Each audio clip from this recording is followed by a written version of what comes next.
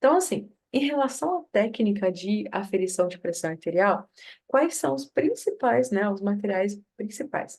O estetoscópio, né, que é o que a gente faz. Isso aqui tem o costume errado de ficar com ele o tempo todo, né? Lembrando que a gente só coloca aqui na região do pescoço na hora que a gente está executando o procedimento de ausculta ou aferição, né? O que não é certo? Ficar andando com o esteto aqui na região do pescoço o tempo todo, né, andando pelo hospital, pela clínica, né, pela casa de repouso, isso que não está certo, ficar utilizando o esteto a toda hora. Então, a gente escuta, a gente faz a ausculta e depois já guarda, coloca no bolso do jaleco ou também devolve para a enfermaria, tá? Então, estetoscópio, esse é o primeiro material. E o segundo, esse aqui, que todo mundo, difícil no começo para falar o nome, né? Que é o esfigmomanômetro, tá? Então, é um aparelho que vai verificar por onde a gente vai aferir a pressão arterial do nosso paciente, tá bom? Então, o esteto e o esfigmomanômetro. Esses são os materiais para a técnica de aferição de pressão arterial. Aqui eu coloquei para vocês a anatomia do estetoscópio. Então, no estetoscópio a gente tem as olivas auriculares. Vou pegar aqui de novo. Aqui, ó. As olivas auriculares, certo? Né, para a gente colocar o nosso ouvido. Aí nós temos as hastes aqui do estetoscópio. A barra reguladora de tensão, que é aqui, ó. Essa partezinha aqui do meio, barra reguladora de tensão. O tubo de condução, que é esse tubinho aqui, ó, que é por onde a gente vai conseguir levar o som daqui para os nossos ouvidos, tá? E o diafragma, que é essa parte aqui, que a gente faz a ausculta do coração, da pressão arterial, frequência cardíaca, frequência respiratória, tá? A ausculta abdominal, pulmonar e tudo mais, tá? E aqui são as partes do esfigmomanômetro. Então, assim, pessoal, existem vários tipos de aparelhos de aferição de pressão arterial. Então, assim, quando vocês fazem os cursos de enfermagem, cuidador, né, atendente de farmácia comercial, e tudo mais, a gente sempre vai ensinar para vocês aferirem nesse esfigmomanômetro, tá? Que é o manual, que é o mais indicado. Por quê? Porque ele sempre vai dar um valor preciso, ele nunca vai dar um valor errado. Por que que ele sempre vai dar um valor preciso e já o digital muitas vezes dá um valor errado? Porque quando a gente se baseia pelo esfigmomanômetro manual, a gente está sentindo, a gente vai precisar sentir o pulso do nosso paciente, tá bom? Então, assim, nessa aula de agora eu não vou mostrar para vocês a técnica, mas eu vou comentar um pouquinho sobre. Daí na próxima aula eu ensino vocês a aferir pressão arterial bem certinho. Então, aqui estão as partes que compõem o esfigmomanômetro. Então, tem o manômetro, como vocês podem ver aqui, ó. Esse reloginho, parece um reloginho. Opa, aqui, ó. Tá? Então, tem o manômetro, que é aqui o reloginho, que vai aferir, passar para nós os valores, né, bem certinho. Aqui, ó, o bulbo do sigmomanômetro, a válvula de pressão, aqui, que é como parece uma rosquinha. Aí tem o manguito aqui, essa região aqui, onde a gente vai colocar no braço do paciente, né? Lembrando que no braço a gente vai posicionar aqui, ó, na artéria braquial, tá? E aí as vias de conexão. Lembrando que assim, pessoal, a parte mais importante do esfigmomanômetro é essa aqui, ó. Aqui, tá? Então, vocês sempre vão ter, importante, né? Sempre vai ter o selinho aqui do Inmetro, né? Para questão de qualidade do produto. E aqui, ó, pessoal, como vocês podem ver, diz, ó, braçadeira arterial. Quando vocês vão posicionar no braço do paciente, essa flechinha tem que estar na artéria braquial. Ou seja, a primeira coisa que eu vou precisar fazer é localizar aqui, ó, braçadeira artéria. Então, vai estar exatamente aqui na artéria braquial do paciente, que é um pouco acima do cotovelo, tá?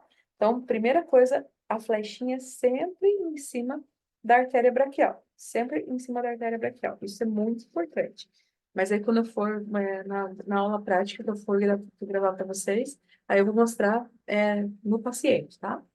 Mas só para vocês entenderem. Então, a flechinha da artéria braquial sempre na artéria braquial. Ah, técnica de aferição de pressão arterial. Primeira coisa, explicar ao paciente sobre o procedimento a ser executado, manter o paciente sentado com o braço apoiado no nível do coração. Então, a gente nunca pode deixar o braço do paciente acima e nem abaixo, sempre tem que estar no nível do coração, tá? Então, por isso que o ideal é sempre pedir para o paciente ficar sentadinho e deixar apoiado na mesa, tá?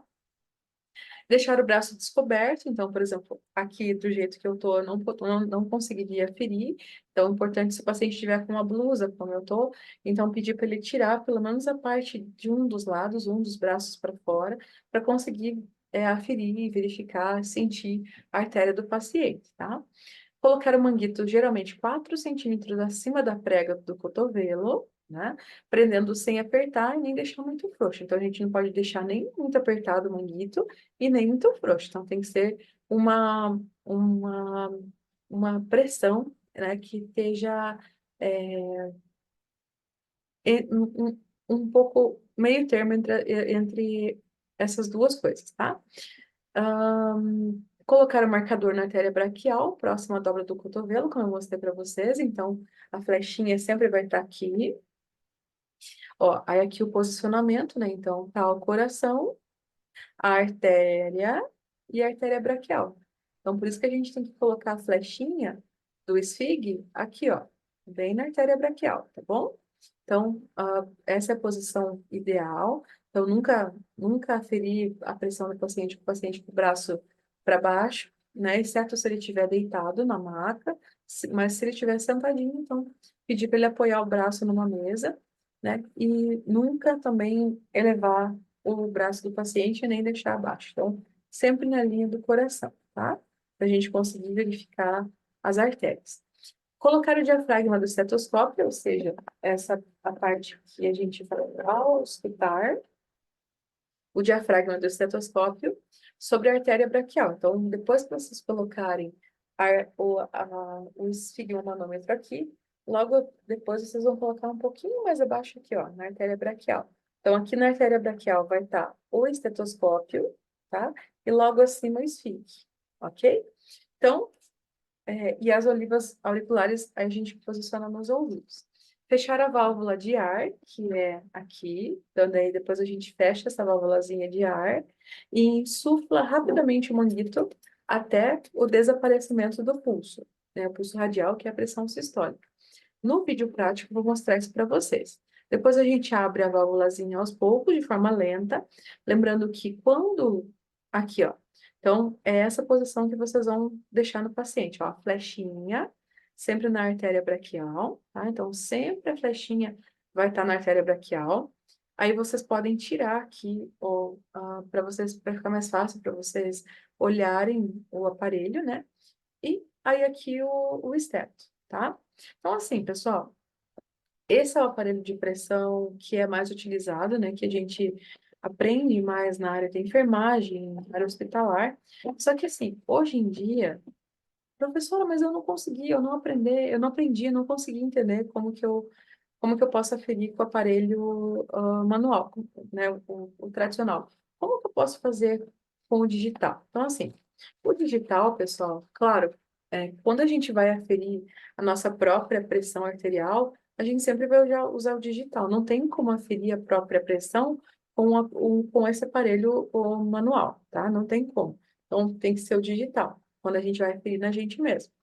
Hoje em dia também existem aparelhos digitais que são modernos, né? E eles fazem a pressão certinha na hora de pressionar a braçadeira com o pulso braquial. Eu não indico que vocês utilizem, na verdade, nenhum profissional de saúde indica que vocês utilizem esse aqui nos pacientes, porque esse aqui nunca vai dar um resultado exatamente preciso. Por quê? Porque por qual pulso que esse aparelho está se baseando? Pelo pulso radial. E não é o nosso foco. Nosso foco é o pulso braquial, tá? Só que hoje em dia existem aparelhos que são super mais modernos, em que a braçadeira, ela é igual, né? Ela é igual ao aparelho mais tradicional. Então, a braçadeira vem mais ou menos dessa forma, né? Então, braçadeira arterial. Só que aí ele acaba calculando, né? Fazendo automaticamente um outro modelinho mais moderno que esse aqui, digital. Então, tem um outro tipo de aparelho de pressão, que é mais moderno. Esse também pode ser utilizado.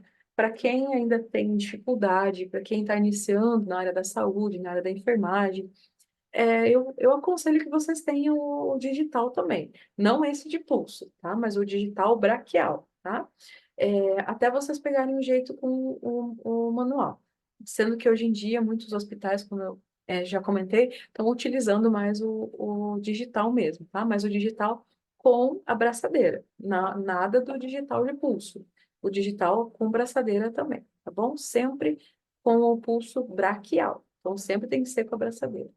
Em relação aqui à classificação da pressão arterial, então a pressão ela pode ser considerada como uma pressão normal, quando está 12/8, para hipertensão, a partir de 13/8, uma pré-hipertensão. Hipertensão estágio 1 é quando a pressão da pessoa já está entre 14/9 e 14/10, né? Ou seja, tecnicamente, 140/90, 140/100, já é um estágio de hipertensão estágio 1. Hipertensão estágio 2 aí já é acima de 140.